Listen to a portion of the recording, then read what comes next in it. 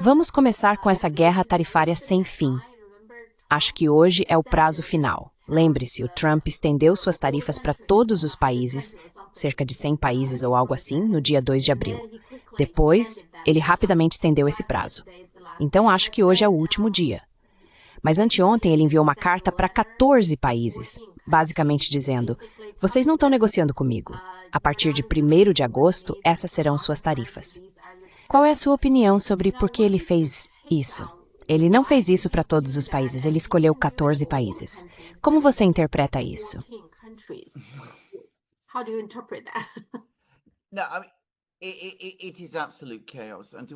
Não, quero dizer, é um caos absoluto. E para entender o quão caótico é, basta olhar para as cartas que ele enviou. Quero dizer, a linguagem nelas é absolutamente grotesca. E elas foram enviadas para aliados-chave dos Estados Unidos, como Coreia do Sul e Japão. Mas você sabe, começa com: tenho grande honra em informar. Estamos totalmente ao seu lado. Os Estados Unidos são seu querido amigo. E por aí vai. E então vem: a partir de agora, pague 25% de tarifas sobre qualquer mercadoria que você nos enviar. Novamente, e preciso dizer isso, pareceu muito Donald Trump, o chefão da máfia, exigindo tributo das pessoas que ele deveria proteger. Realmente não pegou bem.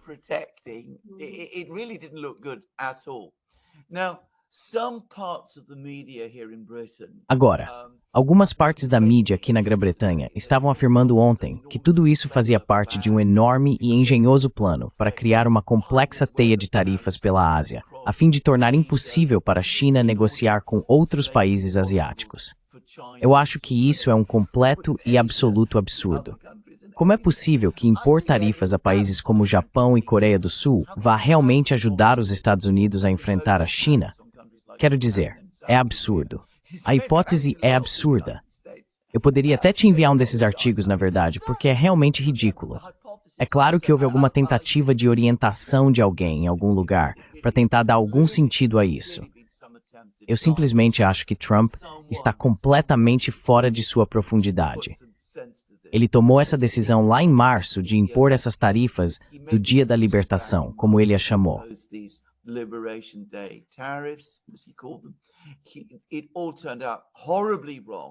Tudo deu terrivelmente errado. Ele teve que voltar atrás.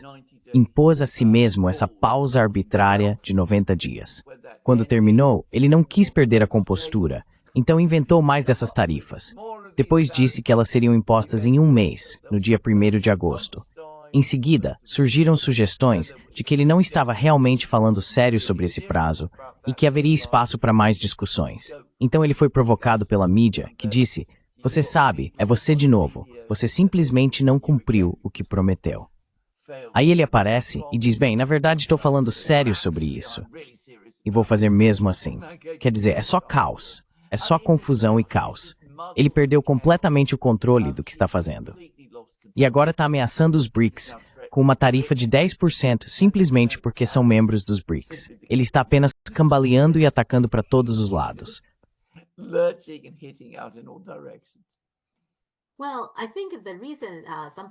Bem, acho que o motivo de algumas pessoas interpretarem dessa forma é que, desses 14 países, quase todos são países da ASEAN, exceto Singapura.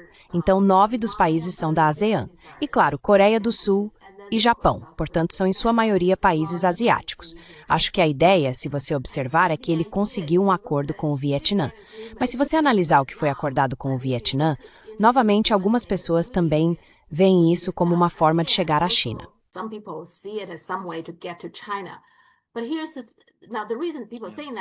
Agora, o motivo pelo qual as pessoas estão dizendo isso é porque, nesse acordo, Trump vai impor uma tarifa de 40%, chamada de tarifa de transbordo de 40%, o que significa que se produtos chineses forem para o Vietnã, receberem o rótulo de feito no Vietnã, ou algo assim, e depois forem enviados para os Estados Unidos, isso será considerado transbordo e estará sujeito à tarifa de 40%. E então, sem o transbordo, para todo o resto, acho que é 20 ou 25% para o Vietnã.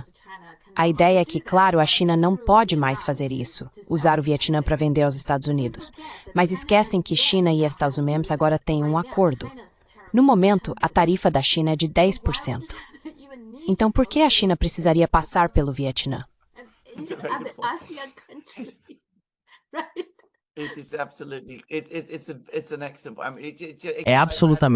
É um excelente ponto.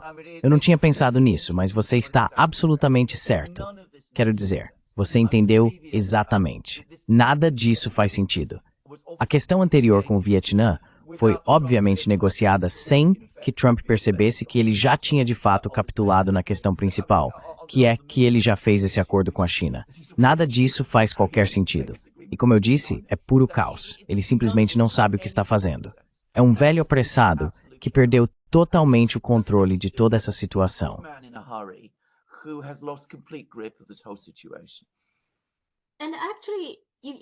Na verdade, se você está falando sobre Coreia do Sul e Japão, ambos pagam 25%. Então é quase como se a China agora tivesse as tarifas mais baixas de todos os países asiáticos. Portanto, se for para pensar, provavelmente faz mais sentido transferir a produção para a China, certo? O que é bastante provável de acontecer.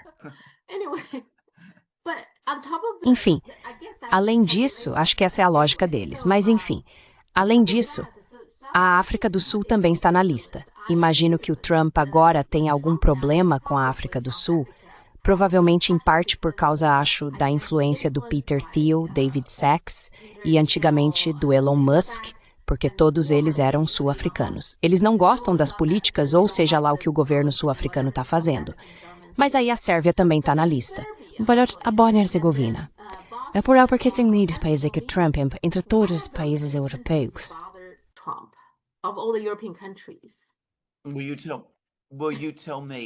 Você vai me contar?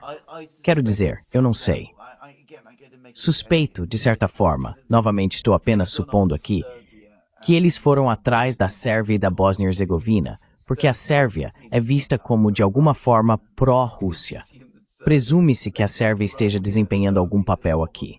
Então, provavelmente há algumas pessoas dentro do Tesouro ou do Departamento de Comércio dizendo ao Trump que os sérvios são realmente más pessoas. Então precisamos ser duros com eles. A Bósnia, cujo governo é, claro, praticamente um protetorado americano, para todos os efeitos.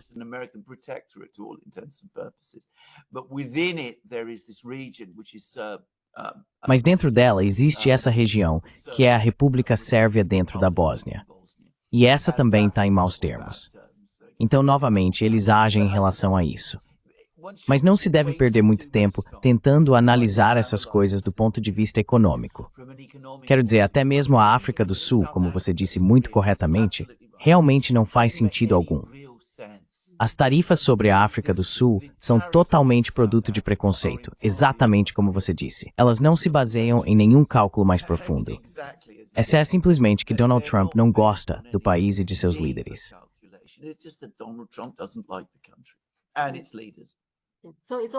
Então é que vai dizer assim, que se instituiu. Ou talvez nem sem que se mais nada. Certamente, muitos times with their wording. Certo. Então Xi Jinping e Putin estão ambos ausentes da cúpula do BRICS. O que você acha disso?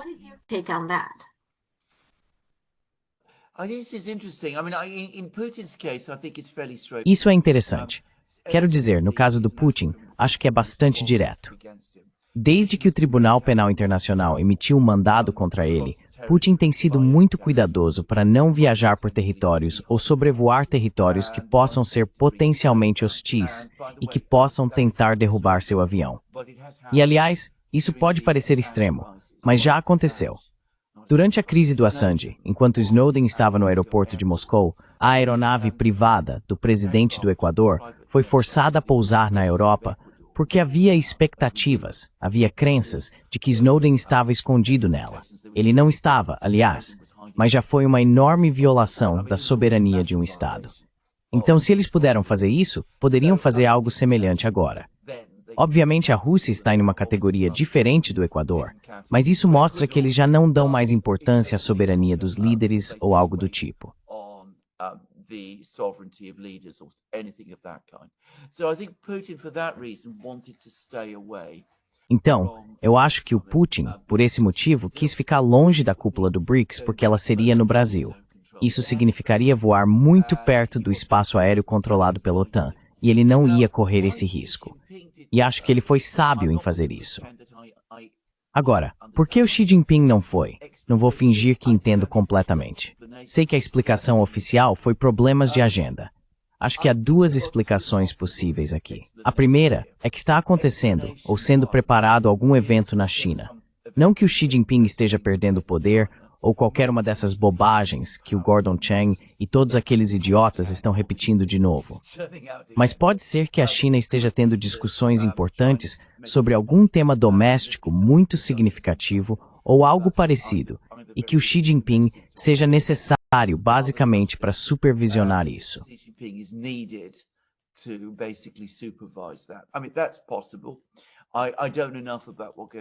Quero dizer, isso é possível.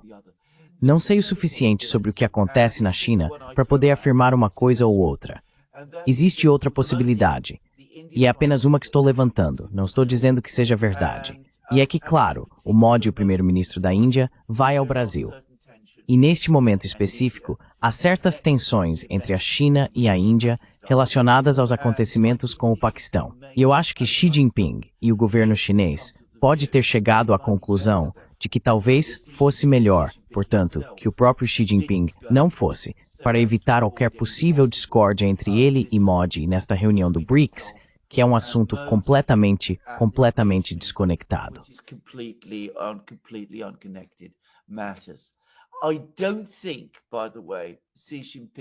Eu não acho, aliás, que a ausência de Xi Jinping na cúpula do BRICS seja tão importante assim. E não acho que isso signifique que a China está rebaixando o BRICS ou algo do tipo. Acho que grande parte do trabalho duro para estabelecer mecanismos de pagamento e tudo mais já foi feita. Portanto, a presença de Xi Jinping não era necessária. E claro, Li Qiang, que é o primeiro-ministro chinês, é um homem extremamente capaz e está perfeitamente apto a fazer tudo o que precisa ser feito. Tenho certeza de que ele está em contato com Xi Jinping o tempo todo. Então essas são apenas as minhas suposições. Gostaria de saber o que você pensa.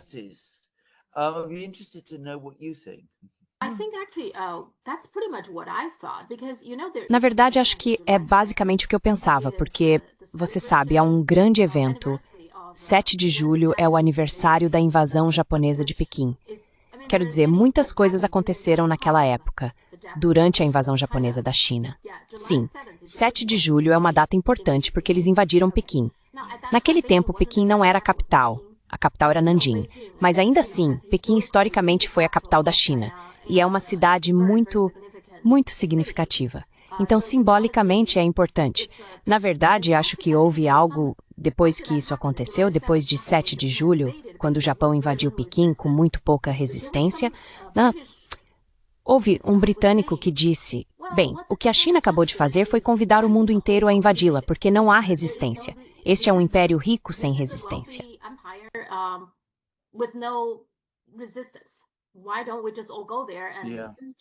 Por que a gente simplesmente não vai lá e rouba? Algo assim.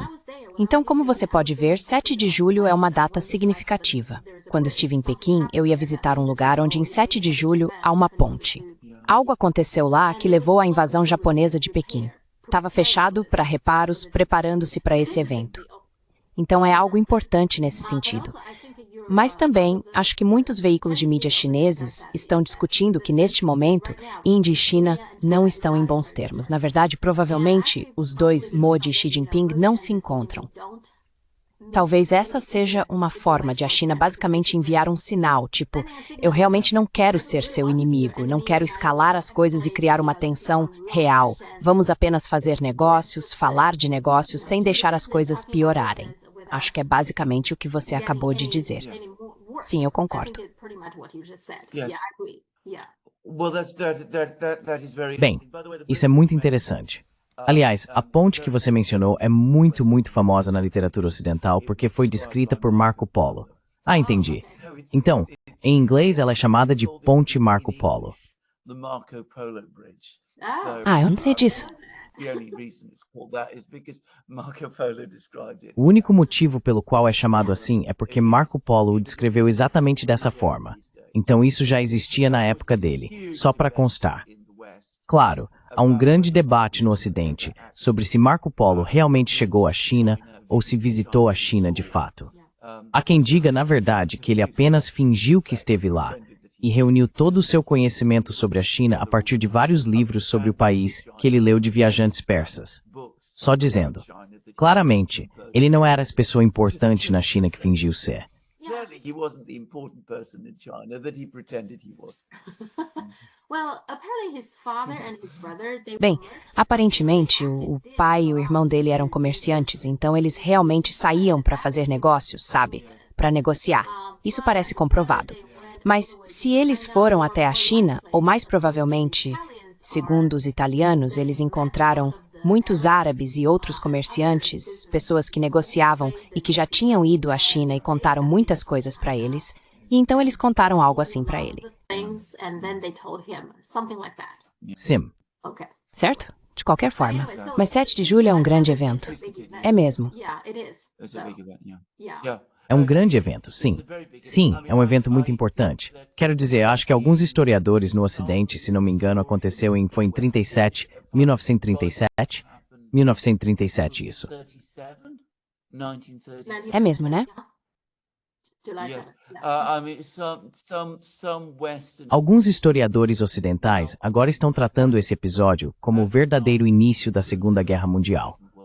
Quero dizer, você sabe, os britânicos sempre dizem que foi em 3 de setembro de 1939, porque foi quando a Grã-Bretanha declarou guerra à Alemanha, exatamente por causa da Polônia. Para os soviéticos, é 22 de junho de 1941. Para os americanos, é dezembro de 1941. Mas o verdadeiro início da Segunda Guerra Mundial foi esse incidente em 1937. E essa é a data real em que a guerra começou, porque, claro, a China esteve envolvida em conflito contínuo com o Japão, desde esse episódio até a rendição final do Japão, que acho que foi em setembro de 1945. Então a China teve a guerra mais longa. Novamente, um fato que muitas pessoas não entendem. Ela teve uma guerra mais longa do que qualquer outro país. It had a longer war than any other country.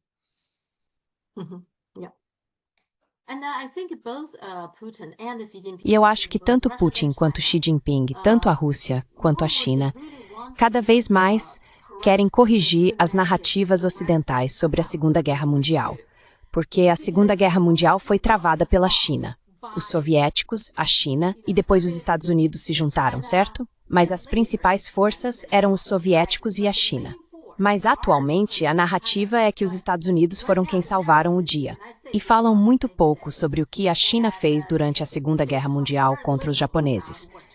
Simplesmente, eles não querem que os japoneses pareçam tão ruins, mesmo sendo eles, os Estados Unidos, os que lançaram 2 bombas atômicas. Mas eles sempre tentam mudar a narrativa, fazer a China parecer menos significativa. São os Estados Unidos que salvaram o dia em todos os lugares.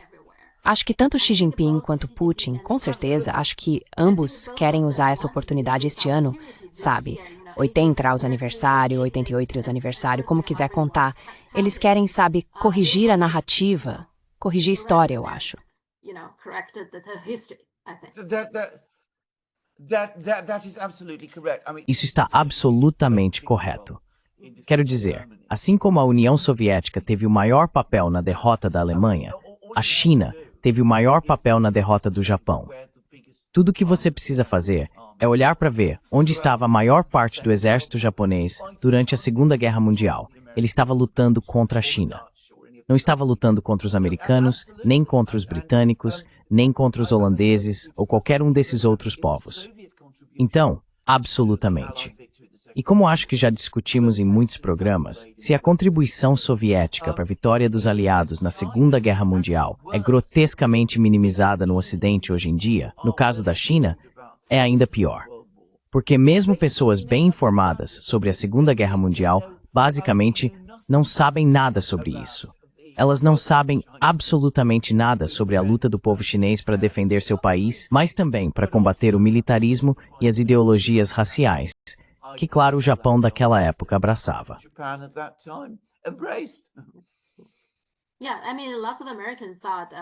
Sim, quero dizer, muitos americanos acham que o motivo pelo qual os Estados Unidos lançaram 2 bombas atômicas foi porque o Japão bombardeou Pearl Harbor. Só isso. Eles não sabem nada sobre o resto da Ásia. Quero dizer, o resto da Ásia também foi atacado e invadido pelo Japão. E eles cometeram todo tipo de atrocidades, coisas horríveis, todo tipo de coisa que não são comentadas de jeito nenhum.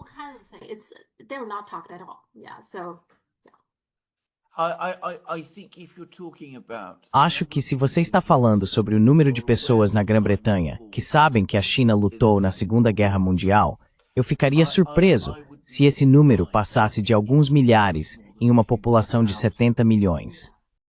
Quero dizer, é tão grave assim. Sim, vamos ver se o Trump vai ao desfile militar no dia 3 de setembro. Vamos ver. Sim, tudo bem. Vamos ver, de fato. Sim, certo. Wang Yi visitou a Europa e teve uma conversa muito interessante com Macron. Eles deveriam conversar por 1 hora, mas passaram 4 horas juntos. E depois todos os indícios eram de que foi uma conversa meio tensa. Essa é a sua impressão?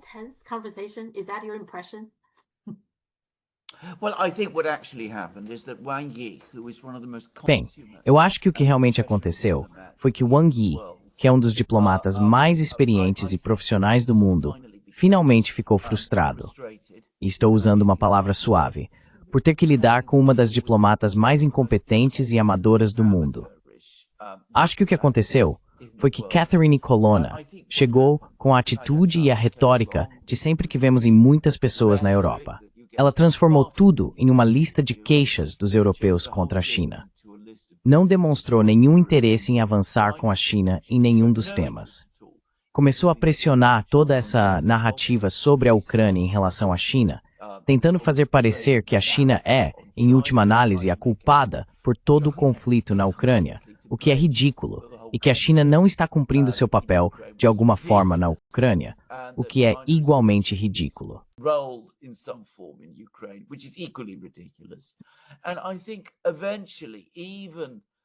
E eu acho que, eventualmente, até mesmo um diplomata como Wang Yi, que é sempre importante lembrar, representa uma grande nação. Quero dizer, a China é uma das grandes potências do mundo. E não apenas uma das grandes potências, mas, sabe, uma grande potência civilizacional. Acho que em algum momento ele finalmente teve o suficiente. Essa é a impressão que tenho ao ler os vários relatos da conversa. Não acho que ele tenha sido rude em nenhum momento. Na verdade, não acho que esteja em sua natureza ser rude. Não acho que ele tenha perdido a calma, mas acho que, eventualmente, ele sentiu que precisava dizer as coisas da forma mais direta e clara possível. E acho que foi isso que aconteceu. 4 horas é um tempo ridiculamente longo para 2 pessoas se encontrarem, para 2 diplomatas se encontrarem. Quero dizer, é absurdo. Nem mesmo Trump e Putin conversaram por tanto tempo.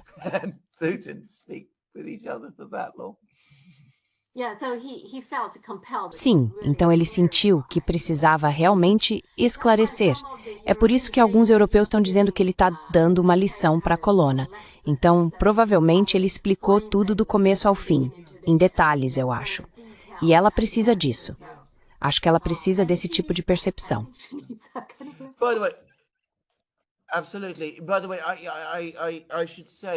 Com certeza. Aliás, devo dizer que coloco um grande ponto de interrogação sobre a matéria que vimos no South China Morning Post, que é a que eles têm divulgado na mídia aqui. Não sei se isso ainda é verdade, mas há muito tempo é amplamente conhecido na Grã-Bretanha que o South China Morning Post tem base em informações da inteligência britânica. Pelo menos costumava ser assim. Então não sei se isso ainda é o caso. Provavelmente não. Pelo menos não no mesmo grau. Mas ainda assim, eu não consideraria uma fonte totalmente confiável. Portanto, alegações de que Wang Yi teria dito a Kaja Kallas que a China vai garantir que a Rússia não perca na Ucrânia, ou algo assim, eu pessoalmente não acho que Wang Yi tenha dito algo desse tipo. Acho que isso é provavelmente a Kaja Kallas tendo um acesso de fúria e contando isso para todo mundo, e depois isso sendo retransmitido pelo Reino Unido e, digamos, lavado pelo South China Morning Post. E não acredito isso. So I don't believe that that was what Wang Yi said. Não, eu também não acho isso. E a mídia chinesa também falou sobre isso. E várias pessoas apontaram que ninguém na China acredita que Wang Yi disse isso. Mas os europeus acreditam nisso. Eles sempre assumem que a China nunca vai deixá-los fracassar. Por isso colocam palavras na boca dele. Eu concordo. Sim, Edward Zitwang. Sim, ok. Então China e Alemanha também tiveram uma disputa no Mar Vermelho. É interessante porque o que a Alemanha estava reclamando era que a China estava usando lasers, na visão deles de uma forma muito perigosa, apontando lasers para a cabine de um dos seus aviões. Então o piloto, pelo que parece, ficou realmente assustado e levou um choque ou algo assim. Eles chegaram até a convocar o embaixador chinês. Agora, a versão chinesa é que havia um navio de guerra chinês no Mar Vermelho. Mas eles já estavam lá há um tempo. Não é como se tivessem aparecido de repente. Eles estavam lá com permissão, na verdade, dos Houthis.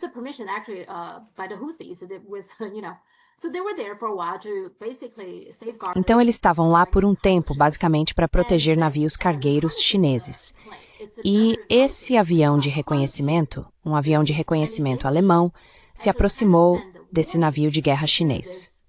Então, a China enviou avisos para esse avião de reconhecimento, mas o avião alemão ignorou os avisos. Depois, a China usou avisos com laser e usaram lasers de baixa potência. A China disse: se realmente quiséssemos machucar vocês, poderíamos usar lasers de alta potência. Aí, o piloto poderia ficar cego, coisas assim. Então foi isso que aconteceu. Mas, obviamente, a Alemanha está muito irritada com isso. Qual é a sua opinião sobre isso?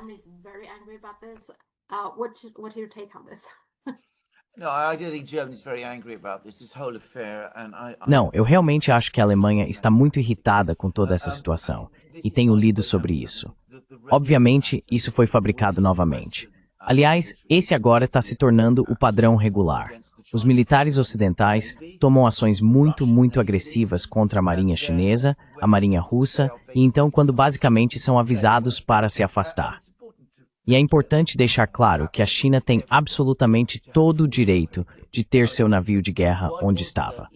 Quero dizer, por que houve essa vigilância tão intensa sobre ele? O que exatamente esse navio de guerra deveria estar fazendo que justificasse essa vigilância tão rigorosa?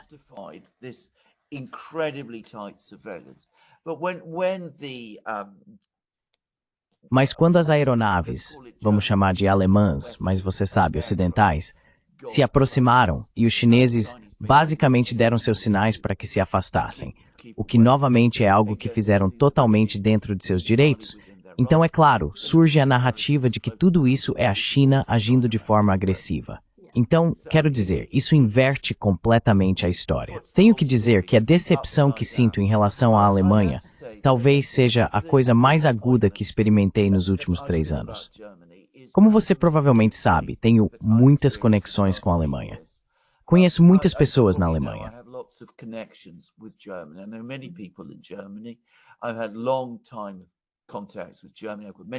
Tenho contatos de longa data com a Alemanha. Tenho muitos amigos alemães e minha esposa é meio alemã. Eu costumava pensar que a Alemanha era um país sensato. Ela mantinha boas relações, ou pelo menos talvez não relações muito boas, mas pelo menos relações civilizadas com a Rússia. Basicamente mantinha sua estabilidade econômica, graças a relações comerciais muito fortes e boas com a China. Lembro quando Angela Merkel costumava vir à China, com aquelas enormes delegações alemãs, com todos aqueles empresários e industriais e todas aquelas pessoas.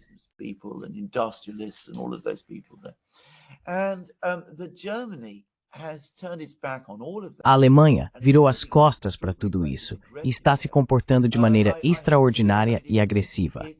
Tenho que dizer, é trágico para qualquer um que tenha o tipo de sentimento pela Alemanha que eu sempre tive. E também é bizarro e incompreensível.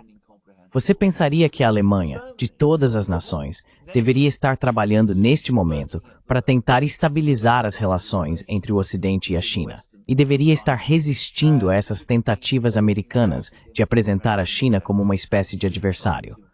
Os alemães deveriam ser os últimos a importunar navios de guerra chineses dessa forma. to be harassing Chinese warships in this way. Sim, e ainda acho muito difícil entender como a Alemanha reagiu ao Nord Stream, sabe, o bombardeio, a explosão do Nord Stream. Está claramente prejudicando a Alemanha, mas eles não dizem uma palavra sobre isso. They don't say Ainda acho isso. Eles não dizem uma palavra. Eu sei, mas conheço muitas pessoas na Alemanha que pensam como você, aliás. Mas no momento, a classe política na Alemanha parece estar unida em torno disso. É surpreendente e inacreditável. E como eu disse, trágico. E está destruindo o país. Quero dizer, se você for à Alemanha, verá que os sinais de estresse econômico e declínio estão se tornando visíveis. E as pessoas falam muito sobre o problema com o gás e que não estão recebendo a energia barata que recebiam antes. E elas estão absolutamente certas em reclamar, porque isso teve um papel importante. Mas a ruptura do relacionamento com a China está desempenhando um papel pelo menos tão importante, na minha opinião, aliás. Quero dizer, a indústria automobilística alemã dependia do mercado chinês. E a indústria automobilística alemã, em seus planos de eletrificação, contava com investimento e transferência de tecnologia da China.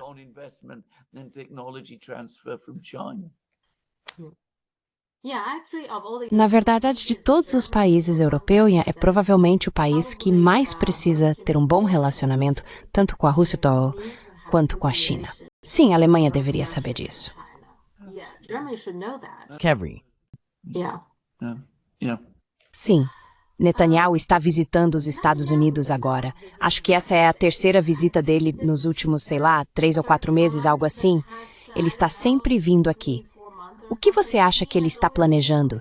Ele está tentando convencer os americanos a partir para a próxima rodada de ataques ao Irã? É isso que ele está fazendo aqui?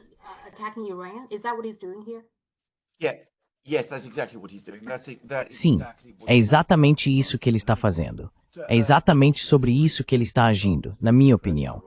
Quero dizer, há todas essas histórias de que Biden está pressionando ele para concordar com o cessar-fogo em Gaza, e Netanyahu vai fazer todas as coisas de sempre que ele faz. Ele vai dizer sim, mas na verdade vai querer dizer não. E ele vai prolongar isso, porque não tem nenhuma intenção de realmente estabelecer um cessar-fogo em Gaza. Mas no fim das contas, o plano dele, o objetivo dele agora, é solidificar o apoio americano para a próxima rodada com o Irã. Porque a primeira rodada, a guerra de 12 dias, não foi bem, como estamos começando a entender aos poucos. O objetivo, que era a mudança de regime no Irã, não foi alcançado.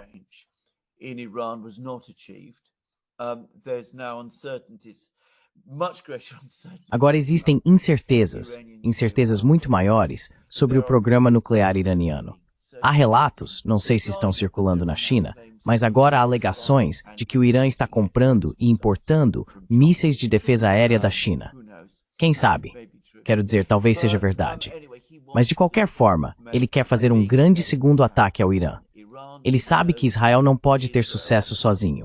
Isso foi provado de forma conclusiva durante a Guerra de 12 dias. Ele quer influenciar Trump novamente, para que Trump concorde em realizar o segundo grande ataque ao Irã.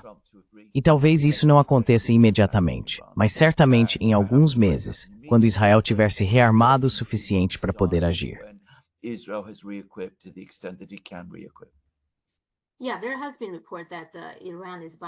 Sim, houve um relatório de que o Irã está comprando equipamentos de defesa da China. E também há relatos de que Netanyahu e outros líderes israelenses aparentemente não estão satisfeitos com isso. Agora, não tenho certeza sobre a fonte, mas também houve um relatório sobre isso. A RT informou que o MI6 infiltrou a IAEA, fabricando informações falsas sobre o Irã para justificar a agressão contra Teherã. Há alguma reportagem ou reação no Reino Unido sobre isso?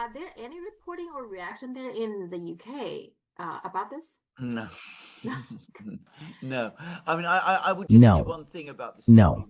Quero dizer, só diria uma coisa sobre essa história, que é importante. Quero dizer, já falei como os americanos são absolutamente obcecados com a China, isso aparece o tempo todo. Com os russos, eles são obcecados com a Grã-Bretanha. Os russos sempre procuram um traço britânico em tudo. Isso não significa que eles estejam errados, aliás. Acho que em muitos casos eles provavelmente estão certos. E pelo que sei, eles podem estar certos sobre essa história também. Mas, sabe, só mantenha esse fato em mente. Os russos talvez não sejam a melhor fonte para essa questão. Eu pensaria, isso é só um palpite meu, que se a IAEA foi infiltrada por alguém, e suspeito que foi, eu diria que os americanos são muito mais propensos a terem feito isso. São eles que têm influência sobre essas organizações e que seriam capazes de exercer esse tipo de influência. Mas não, para responder à sua pergunta, não houve nenhuma reportagem sobre essa história na Grã-Bretanha. Nenhuma. To answer your question, there's been no reporting of the story in Britain at all, none. Mas estamos falando da AIEA. Eles, de acordo com os iranianos, repassaram informações sobre cientistas nucleares iranianos, etc., para os israelenses. Então, eu realmente acho que, neste momento, nenhum país deveria confiar na AIEA. Você não acha? I completely agree. I mean, I should say something. I mean, the stories Eu concordo completamente. Quero dizer, preciso dizer algo. As histórias que estão circulando no Irã são de que não só a IAEA forneceu aos israelenses e aos americanos informações completas sobre as instalações nucleares do Irã, o que possibilitou que israelenses e americanos as atacassem, mas também entregaram os dados pessoais de todos os cientistas nucleares iranianos, o que basicamente os deixou vulneráveis a assassinatos. Agora, isso é terrível. Sim, isso é absolutamente chocante.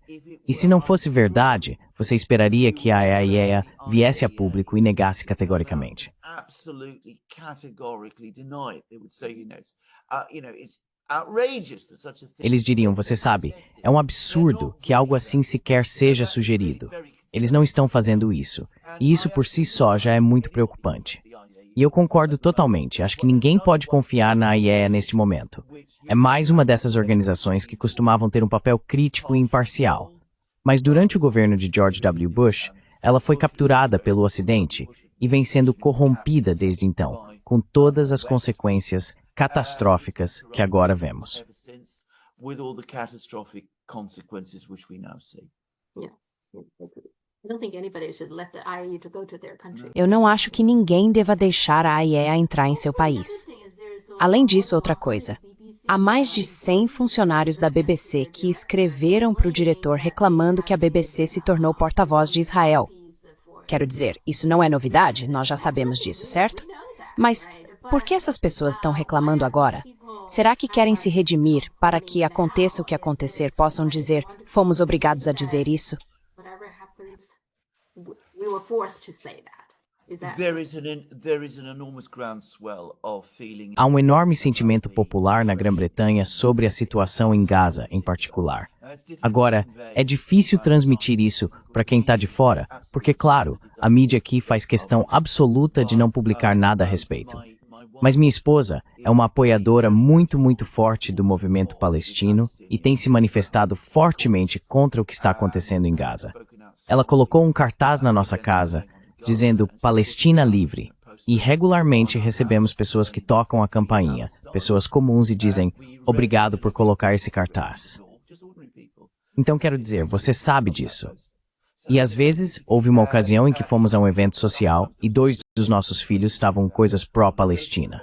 Two of our children had pro-Palestine things, and people were coming up and saying. E as pessoas vinham até mim e diziam, queremos que você saiba que concordamos completamente com o que você está fazendo e que estamos muito felizes em ver que você faz isso e que assume essa posição. E não estou falando de pessoas muçulmanas na Grã-Bretanha. Estou falando de pessoas de classe média, que votam nos conservadores e nos trabalhistas. Existe uma enorme repulsa na Grã-Bretanha em relação ao que está acontecendo em Gaza. E os correspondentes da BBC, de quem estamos falando, vêm dessa mesma classe social. Eles convivem socialmente com pessoas que provavelmente chegam até eles e dizem: como você pode continuar divulgando essas bobagens, esse lixo e essa propaganda israelense o tempo todo?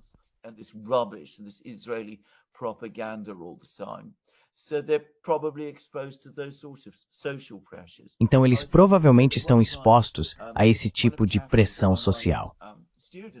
Devo dizer que uma das alunas da Catherine, minha esposa, se tornou uma jornalista bastante importante na BBC. E ela é uma das que não só protestou contra a cobertura, mas também pediu demissão da BBC por causa disso. Então não é tão surpreendente. A posição pública e oficial que o governo britânico está adotando nesse conflito é uma que o povo britânico não só não compartilha, mas se opõe de forma esmagadora. E as pesquisas de opinião, aliás, refletem isso. Quero dizer, elas mostram entre 70% e 80% de oposição ao que está acontecendo em Gaza e um descontentamento profundo com a postura do governo britânico.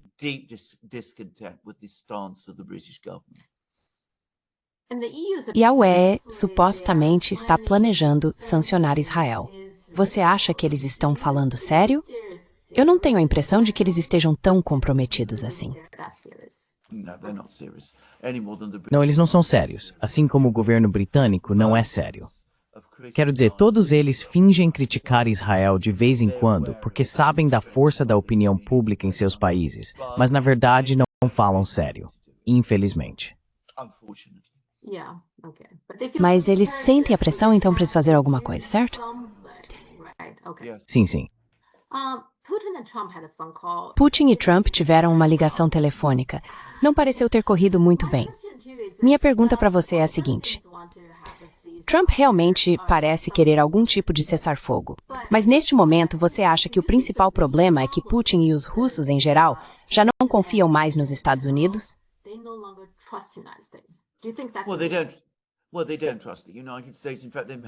Bem, eles não confiam nos Estados Unidos.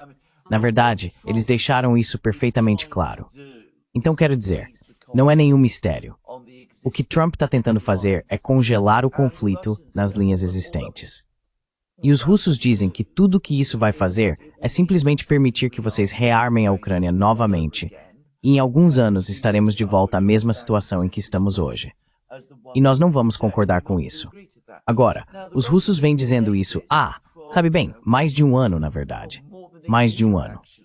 Então, Trump tem tentado empurrar essa questão o tempo todo e está ficando cada vez mais irritado porque os russos continuam dizendo não, porque não confiam em vocês. Eles dizem, sabe, quaisquer promessas que vocês nos façam, vocês só vão rearmar a Ucrânia.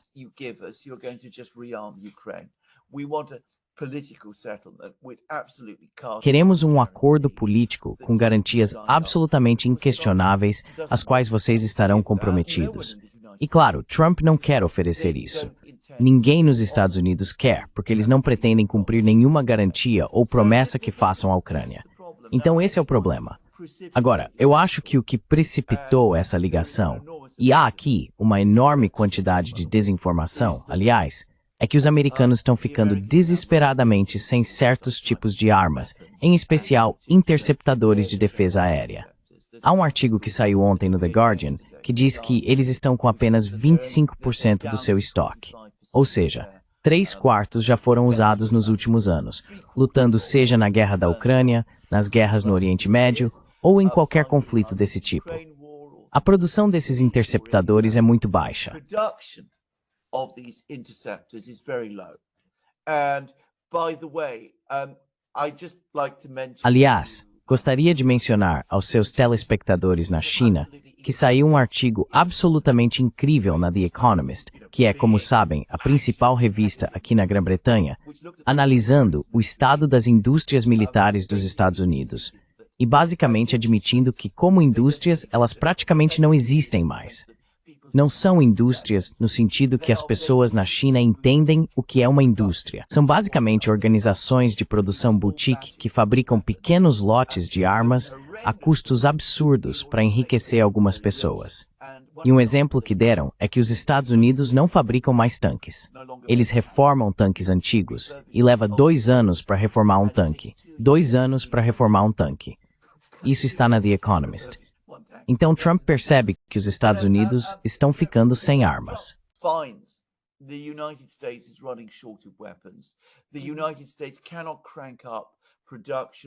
Os Estados Unidos não conseguem aumentar a produção de armas para compensar as faltas.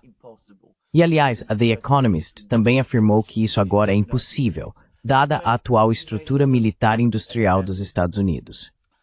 Então, ele fez outra tentativa de convencer os russos a congelar o conflito na linha de contato existente, porque percebe que quanto mais tempo isso durar, mais evidente se torna a realidade de que a América está ficando sem armas, e mais exposto ele próprio ficará.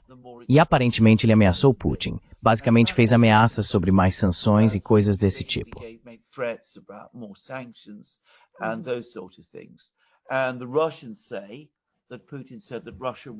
E os russos dizem que Putin afirmou que a Rússia não vai recuar.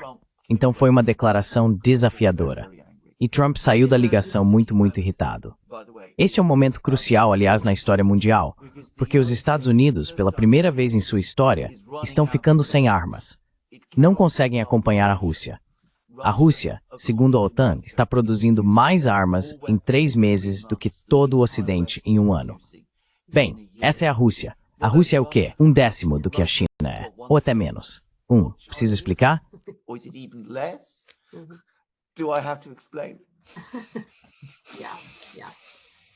Sim, sim. E em geral eu só sinto que, seja com o Irã ou com a Rússia, sabe, qualquer coisa que os Estados Unidos prometam, mesmo que seja, digamos, uma suspensão ou algo assim, que garantia você tem de que eles vão cumprir a palavra, eles podem simplesmente voltar atrás amanhã e dizer, esquece. Quero dizer, eles fazem isso o tempo todo, né? Então...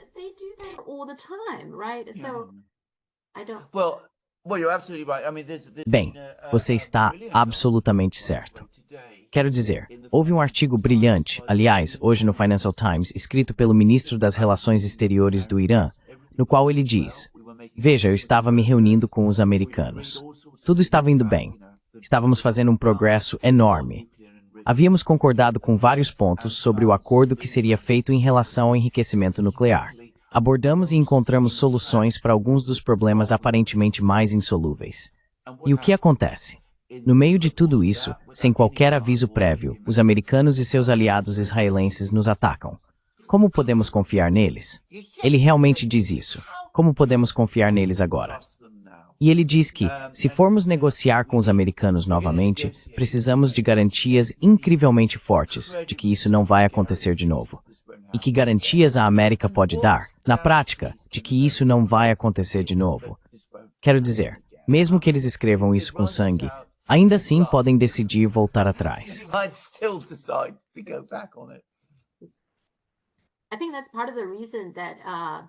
Acho que essa é parte da razão pela qual, mesmo com o acordo entre a China e os Estados Unidos, a China ainda não deixou as terras raras irem livremente para os Estados Unidos. A China ainda controla isso de forma rigorosa. Acho que essa é parte da razão, porque a China também não pode confiar nos Estados Unidos quando se trata de comércio.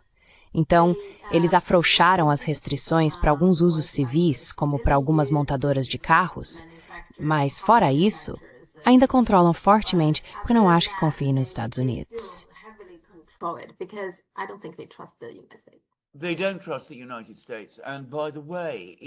Eles não confiam nos Estados Unidos. E, aliás, isso está tendo um efeito devastador. Agora, isso não é algo que novamente tenha sido amplamente noticiado, mas acho que as pessoas na China deveriam saber que houve uma série de artigos sobre o assunto.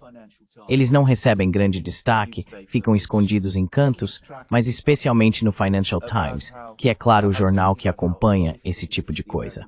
Eu estava falando sobre como é difícil para os americanos produzirem armas. Todas as armas que os Estados Unidos produzem usam terras raras. Essas terras raras vêm da China. Categorias inteiras de armas, categorias inteiras da produção industrial ocidental estão praticamente paradas por causa disso. Não se fala sobre isso, mas essa é a realidade. E ao que parece, o problema está piorando a cada dia.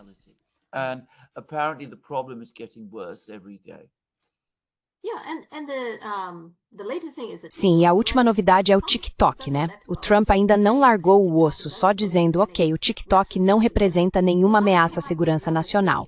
Então agora eles inventaram outro argumento, dizendo, ok, o TikTok vai deixar de operar, acho que em março do ano que vem.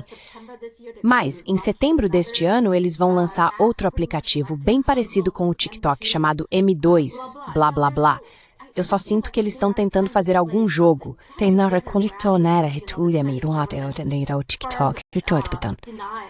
É isso.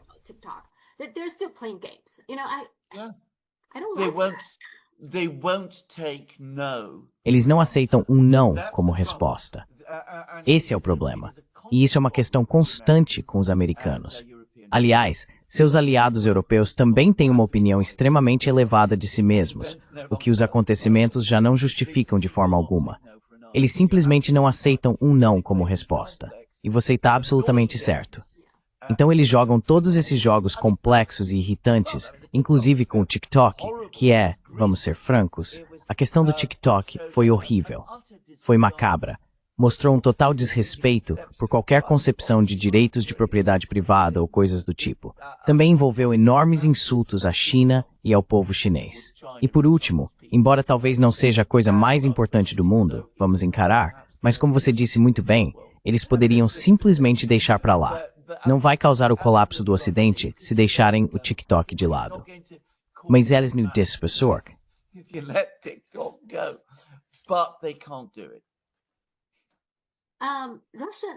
A Rússia e o Azerbaijão têm enfrentado alguns problemas recentemente. Você pode explicar isso para o meu público? E também poderia falar um pouco sobre o sul do Cáucaso, a importância dessa região para a Rússia, o relacionamento entre eles. É uma área bastante complexa. Você pode explicar isso?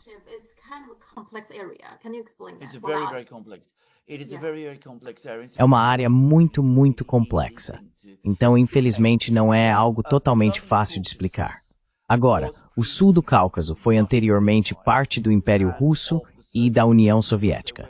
Estamos falando sobre o Azerbaijão, que foi uma ex-república soviética, e os outros dois estados do sul do Cáucaso, Geórgia e Armênia, que também são ex-repúblicas da União Soviética. Stalin, como todo mundo sabe, era da Geórgia. Ele foi o líder mais famoso da União Soviética.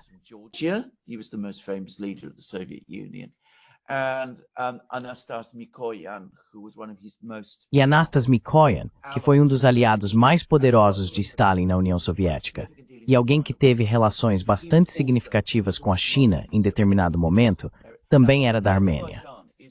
Então você vê, é essa região. Agora, o Azerbaijão também é um importante produtor de petróleo e gás natural.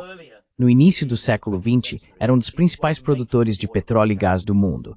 O petróleo soviético vinha do Azerbaijão, do Mar Cáspio, que é o mar logo a leste do Azerbaijão. Hoje, o petróleo é muito menos importante. Quero dizer, os volumes vindos do Azerbaijão são muito menores em relação ao restante do mundo. Portanto, é menos importante, mas ainda é suficientemente relevante.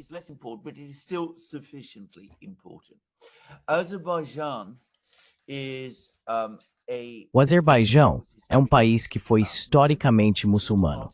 Ele fez parte do Irã, do Império Persa, até ser conquistado pelos russos. O povo fala uma língua que é essencialmente a mesma que o turco, e isso faz com que o Azerbaijão tenha contatos culturais muito fortes com a Turquia. Mas por ter sido parte do Irã, da Pérsia, a forma predominante do Islã no Azerbaijão é o xismo, o que aproxima o Azerbaijão mais do Irã. Portanto, é um país complexo. Tem conexões com a Rússia, conexões com o Irã e também com a Turquia. No momento, suas conexões mais fortes são com a Turquia. Também se viu por muitos anos em conflito com a Armênia.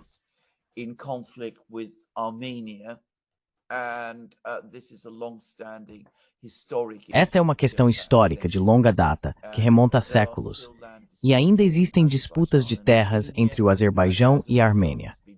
O Azerbaijão tem pressionado a Armênia a ceder território, e os armênios, sob o atual governo pró-Ocidente, têm cedido parte desse território ao Azerbaijão. Portanto, tudo isso é uma história muito complexa. Agora, historicamente, a Armênia olhava para a Rússia assim como a Geórgia, porque a Rússia era cristã, a Geórgia era cristã e a Armênia cristã. Os armênios tiveram uma relação muito difícil com a Turquia. Eles são muito desconfiados do Azerbaijão, porque o povo de lá fala turco, e o país é fortemente aliado da Turquia.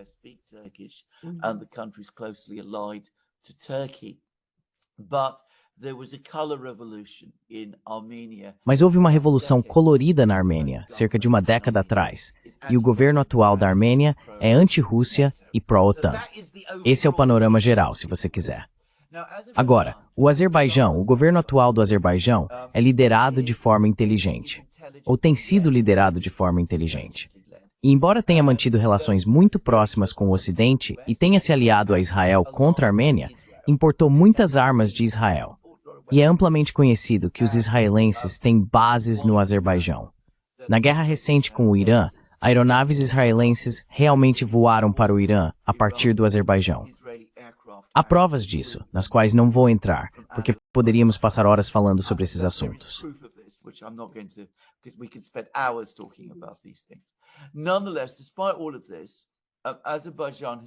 No entanto, apesar de tudo isso, o Azerbaijão até agora manteve relações razoavelmente boas com a Rússia. O problema é que o Azerbaijão, e novamente sei disso por várias pessoas, é um país profundamente corrupto. É muito, muito repressivo. Seja por causa do petróleo. Aliás, quando a economia de um país é baseada no petróleo, isso tende infelizmente a alimentar a corrupção. É um país muito corrupto. É governado por uma dinastia política chamada Família Aliyev, cujo fundador, aliás, só para tornar as coisas ainda mais confusas, foi o primeiro secretário do Partido Comunista do Azerbaijão, quando o Azerbaijão fazia parte da União Soviética. Eles continuaram a comandar o país, mesmo depois do colapso da União Soviética. Eles têm alianças, como eu disse, com Israel. Também têm conexões próximas com a Turquia.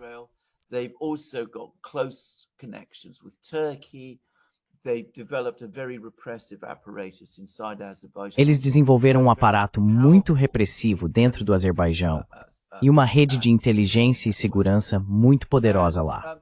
E com toda essa corrupção, também existem grupos de crime organizado muito fortes que operam dentro do Azerbaijão, que em certa medida infiltraram o governo, mas que também são usados pelo próprio governo, basicamente para controlar a situação no Azerbaijão e agir como uma espécie de extensão dos sistemas de inteligência dentro do próprio Azerbaijão. Então, o que essas redes de crime organizado têm feito é usar a diáspora muito grande, a comunidade azeri muito numerosa na Rússia, que aliás é de cerca de 2 milhões de pessoas. Russia, which is about 2 million people, by the way. I mean, it's about a third of the population that actually lives in Russia. Quero dizer, cerca de 1/3 da população realmente vive na Rússia. Eles têm usado isso como uma espécie de abrigo para expandir-se dentro da própria Rússia e estabeleceram várias redes de crime organizado dentro do país. As autoridades russas basicamente fizeram vista grossa porque era importante para eles manter relações amistosas com o Azerbaijão. Agora, o que aconteceu depois e o que precipitou essa crise é que essas redes de crime organizado, junto com os serviços de inteligência do Azerbaijão com os quais colaboram, estabeleceram redes nos Urais, que é uma importante região industrial da Rússia, onde o complexo militar industrial russo possui muitas fábricas e usinas, incluindo a maior fábrica de tanques.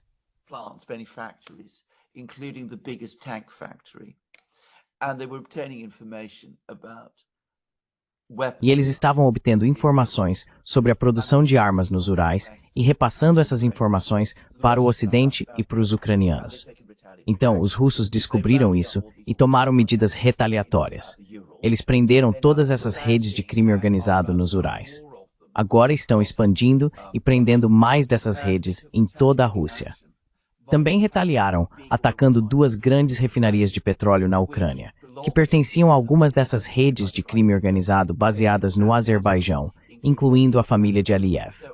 Então, Aliyev e o governo do Azerbaijão reagiram prendendo cidadãos russos no Azerbaijão. E é por isso que temos essa crise.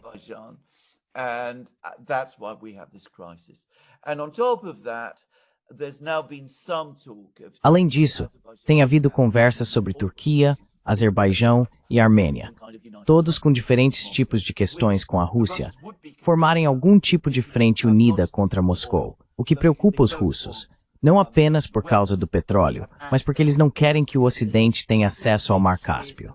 Essa é uma área onde os russos mantêm parte de sua marinha, que é inacessível ao Ocidente. Eu forneci muitas informações, mas só para concluir. Os russos construíram, durante a era soviética, uma rede muito complexa de canais usando rotas fluviais, para que navios de guerra russos possam se deslocar entre o Mar Negro e o Mar Cáspio, utilizando essa rede de rios e canais.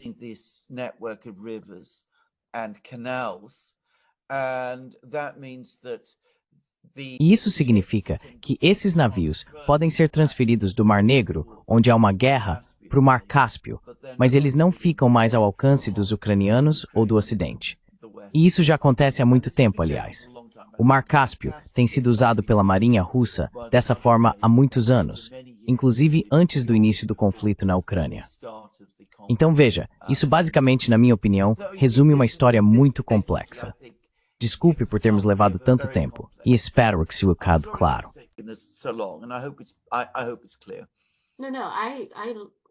Não, eu entendo, porque realmente é muito complexo. Como você disse, uma situação muito complexa. Existem alguns problemas históricos e, claro, as questões geopolíticas. E o fato de onde eles estão localizados, por si só, já torna a região muito complexa. Sim. E esse é o motivo pelo qual Aliyev não participou do desfile do Dia da Vitória em Moscou? Sim. Minha opinião, aliás, é que isso será resolvido eventualmente, porque Aliyev não quer antagonizar completamente os russos. E Erdogan, que é seu principal apoiador também por seus próprios motivos, não quer ter um grande confronto com os russos. Então, eventualmente, em algumas semanas, talvez até antes, haverá uma conversa entre Erdogan e Putin, e depois entre Putin e Aliyev, e algo será costurado. Provavelmente é assim que as coisas vão se desenrolar.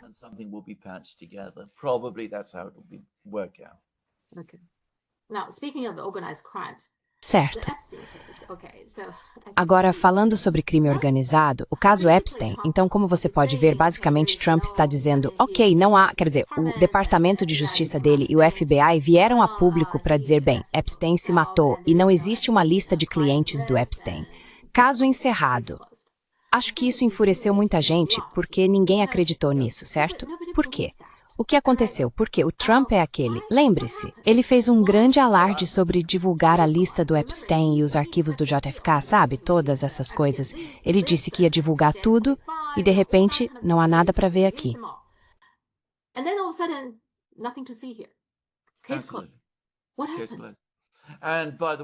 Caso encerrado. O que aconteceu? E, aliás, a Pam Bondi apareceu dizendo que tem a lista de clientes em sua mesa. Sim, ela está pronta para ser divulgada e ela está lendo. Ela está realmente lendo agora e prestes a divulgar. E agora ela está dando uma explicação muito complicada de que não quis dizer exatamente nesses termos e tudo mais. Bem, vou dar a minha própria teoria aqui, que é a de que o Epstein claramente trabalhava para alguma agência de inteligência e que as comunidades de inteligência pressionaram o Trump e disseram: isso é tóxico demais. Não podemos permitir que isso seja publicado. E vou arriscar um palpite. Acho que foi a agência de inteligência israelense. E acho que isso provavelmente explica por que houve essa reversão repentina e completa de posição. Porque eu não acredito. Não acredito nessas explicações que estão sendo dadas agora, assim como acho que ninguém mais acredita. Quero dizer, foi feito de uma forma grotesca demais. E dava para ver quando perguntaram ao Trump sobre isso, que ele ficou muito desconfortável.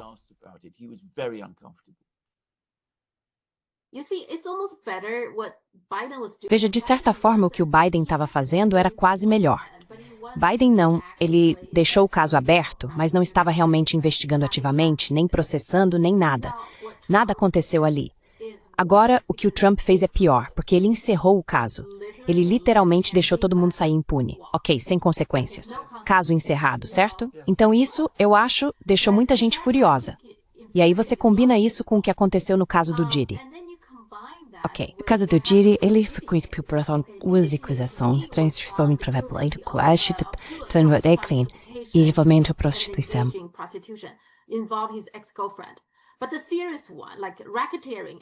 Mas nas acusações mais graves, como extorsão e conspiração para tráfico sexual, ele foi considerado inocente. Isso significa que nenhuma outra pessoa será investigada, porque não há ninguém com quem conspirar, certo? Já que ele foi absolvido da acusação de conspiração. E então, tenho que dizer, também penso naquela grande lei dos bilionários, sabe? A lei que deu um grande corte de impostos para os ricos. Você junta tudo isso e sinto que o Trump se rendeu totalmente. Capitulou para as elites americanas. Foi isso que aconteceu.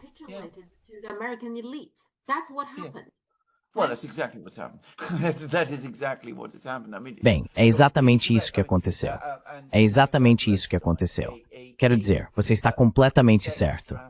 E se voltarmos ao Epstein, um traficante sexual, pelo que nos dizem, que não tinha clientes, como isso faz algum sentido? Quero dizer, não faz sentido nenhum para mim. Tudo isso é absurdo, e é ridículo acreditar nisso. Mas essa é a narrativa que estão nos vendendo agora. Claramente, o que está acontecendo é que o sistema está protegendo os seus, que pessoas poderosas e ricas estão sendo protegidas, e alguns bodes expiatórios estão sendo escolhidos.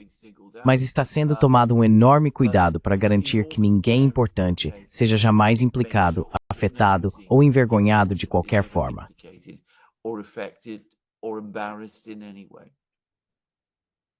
E o que você acha do novo partido do Elon Musk? Faz alguma diferença? Vai fazer?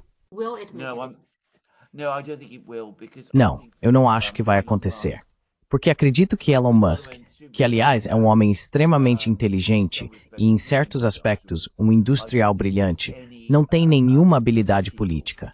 Acho que ele simplesmente não possui as competências necessárias para ser um político bem-sucedido, e não acredito que ele vá conseguir. Acho que isso é uma tragédia para ele, aliás, para o Elon Musk. Não sou um grande fã do Elon Musk. Preciso deixar isso absolutamente claro. Mas ele foi, e voltando ao que dissemos no nosso programa anterior, ele foi o único industrial excepcionalmente bem-sucedido que os Estados Unidos produziram nos últimos 10 ou 20 anos, desde Steve Jobs, na verdade.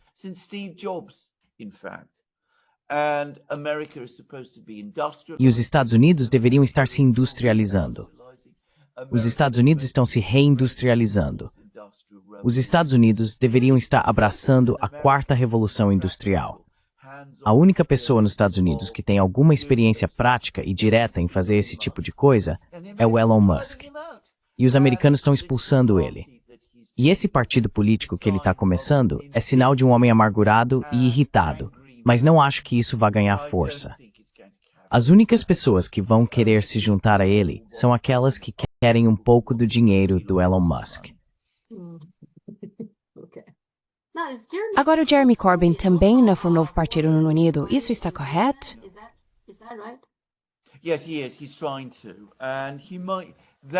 Sim, ele está. Ele está tentando e pode conseguir.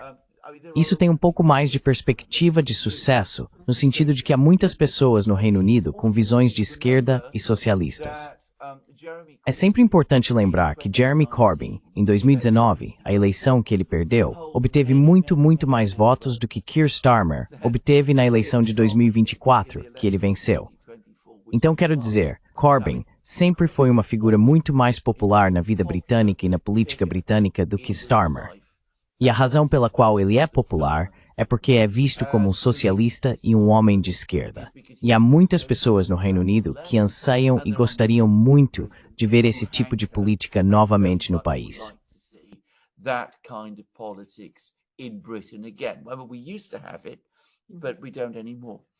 Bem, nós costumávamos ter isso, mas não temos mais. Então quero dizer, em teoria, esse partido que o Corbyn está tentando formar agora deveria conquistar algum apoio. Tenho que dizer que ainda acho que vai ser um grande desafio porque falta apoio institucional. Quero dizer, o Partido Trabalhista ainda conta com o apoio dos sindicatos. E a menos que alguns dos grandes sindicatos mudem para o movimento do Corbyn, é difícil ver que ele teria a estrutura organizacional necessária para enfrentar o Labour. E também preciso dizer uma coisa, o próprio Corbyn agora é um homem velho, e há uma sensação de que o momento dele já passou. Ele não é mais o homem para liderar a Grã-Bretanha, então ele parece o homem de ontem.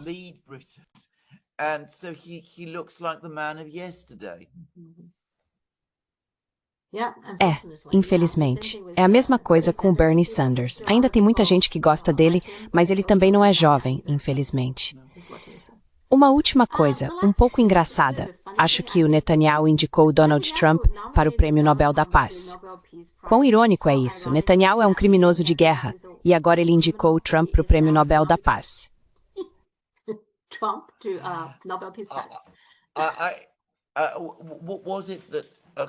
O que foi mesmo que um comediante disse quando Kissinger ganhou o Prêmio Nobel da Paz? Que a comédia a partir daquele momento estava morta. Não havia absolutamente nenhuma piada que você pudesse fazer que chegasse perto da realidade.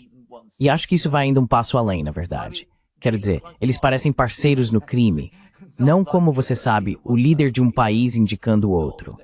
Realmente é absurdo. Minha opinião pessoal, e vou dizer isso de forma direta, é que o Prêmio Nobel da Paz deveria ser abolido por completo.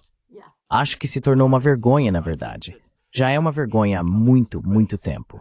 Minha opinião pessoal é que eu encerraria todo o negócio do Prêmio Nobel, não só esse.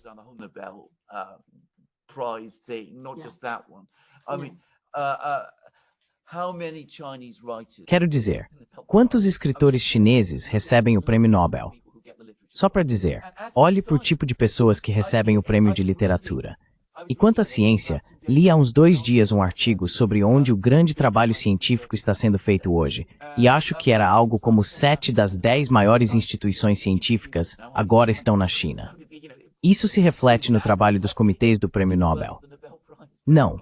O viés político é tão extremo e tão transparente que, como eu disse, deveríamos simplesmente encerrar tudo isso, francamente. E de certa forma, espero mesmo que a proposta do Netanyahu seja aceita e que Trump realmente receba o prêmio para que possamos finalmente descreditar tudo isso.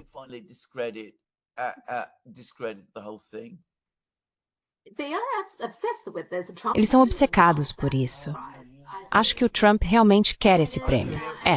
E em certo momento o Bill Gates também queria. Aparentemente isso é parte do motivo pelo qual ele era próximo do Epstein. Supostamente poderia de alguma forma conseguir uma conexão para ele ou algo assim.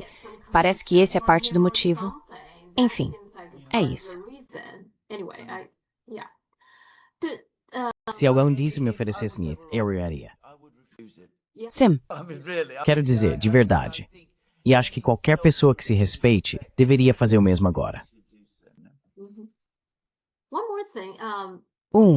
Mais uma coisa. Quando as pessoas... Havia muitos comentaristas falando sobre essa coisa de encobrimento do Epstein. Obviamente, até os apoiadores do Trump, todos eles estão muito irritados com tudo isso. E eu acho que o Tucker Carlson e outros estavam dizendo que, depois da morte do Kennedy, muitas coisas mudaram e que os Estados Unidos provavelmente nunca se recuperaram totalmente disso.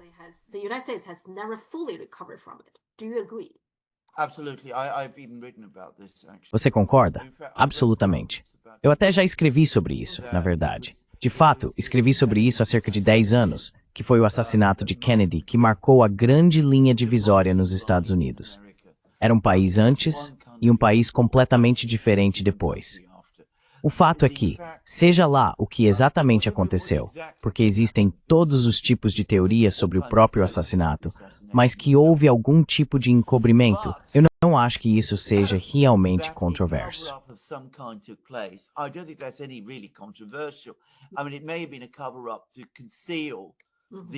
Quero dizer, pode ter sido uma tentativa de encobrir a incompetência dos serviços de segurança americanos que deveriam proteger Kennedy, em vez de encobrir uma conspiração para assassinar Kennedy.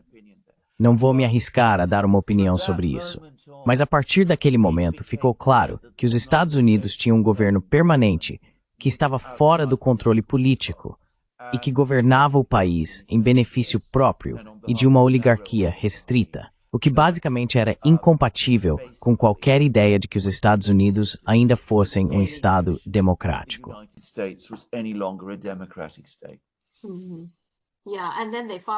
Sim. E depois veio Johnson, você sabe. Ele teve seus problemas. E claro, o Nixon, ele mentia o tempo todo. E então, o Watergate, acho que foi uma coisa ruim atrás da outra. Isso arruinou totalmente a confiança do público no governo.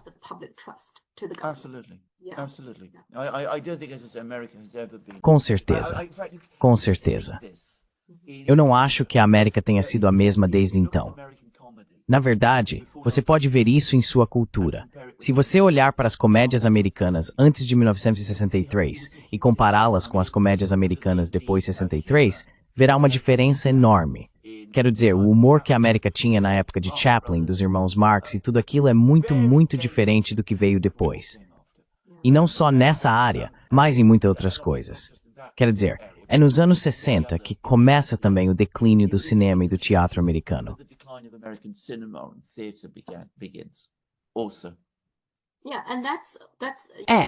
E isso, sabe, as pessoas não confiam mais no governo.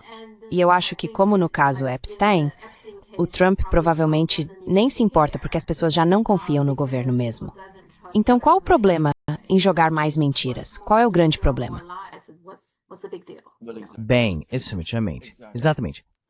Certo, tudo bem, vamos conversar na próxima semana. Muito obrigada. Sim.